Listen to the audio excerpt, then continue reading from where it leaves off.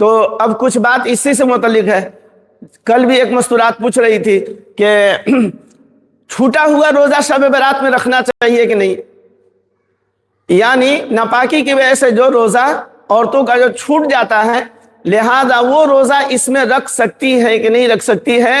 رکھ سکتی ہے، اور رکھنے کی دلیل اور ثبوت بھی ہے. خود حضرت عائشہ رضی اللہ تعالیٰ عنہ فرماتی ہے کہ میں رمضان کا چھوٹا ہوا روزہ میں اللہ کے رسول پاک صلی اللہ علیہ وسلم کے ساتھ شعبان کے مہینے میں رکھتی تھی. جو روزہ ان کا جو چھوٹ جاتا تھا یعنی رمضان کے مہینے میں، وہ روزہ کب پورا کرتی تھی، کب رکھتی تھی؟ شعبان کے مہینے میں.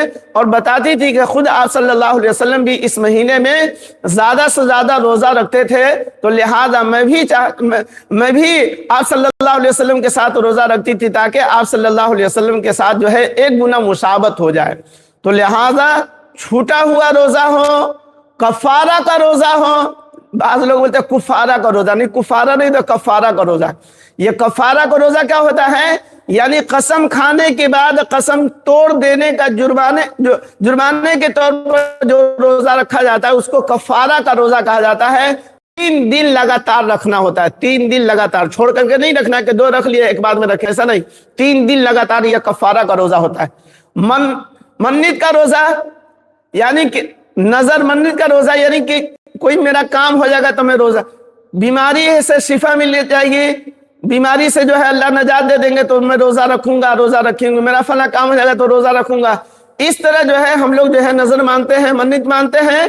اس کا روزہ بھی اگر آدمی یہ روزہ رکھنا واجب ہے پھر جی، اور کفارہ کو روزہ بھی رکھنا واجب ہے.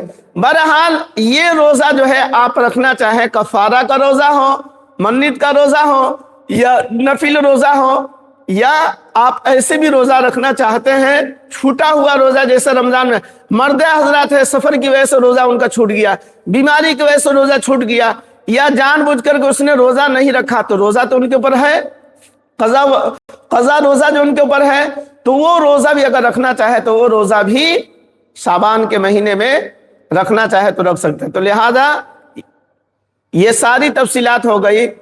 اب رک کر کے ایک اور بات سن لیجئے تاکہ بات بھی اب ہو گئی تو پوری ہو جائے. ایک بات ذہن میں آ رہی تھی، سحری کا وقت جو عام طور پر لوگ پوچھیں گے. ہمارے ہاں یعنی اپنے علاقے میں بتا رہے ہیں، اپنے یہاں جو ہے ابھی 5:30 بجے فجر کی اذان ہوتی ہے، اور لوگ سمجھتے ہیں کہ فجر کی اذان 5:30 بجے تو 5:30 بجے تک کے سحری کھاتے رہو. نہیں، ایسا نہیں ہے.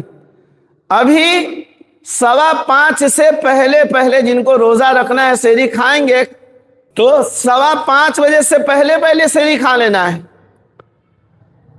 5:15 بجے سے. بعض لوگ بولتے ہیں کہ 3 ساڑھے 3 بجے ہی سحری کا ٹائم رہتا ہے. حافظ جی بولتے ہیں کہ 5:15 بجے تک کے کھانے کے لیے. ابھی موسم کے اعتبار سے بدلتا رہتا ہے، چونکہ ابھی جس موسم میں ہم لوگ چل رہے ہیں یہ فروری کا دسمبر فروری اور جنوری کے مہینے میں جو ہے یہ رات جو ہے لمبی ہو جاتی ہے، دن جو چھوٹا ہو جاتا ہے، تو اس کی وجہ سے جو ہے وقت کے اندر جو ہے تبدیلی آتی رہتی ہے.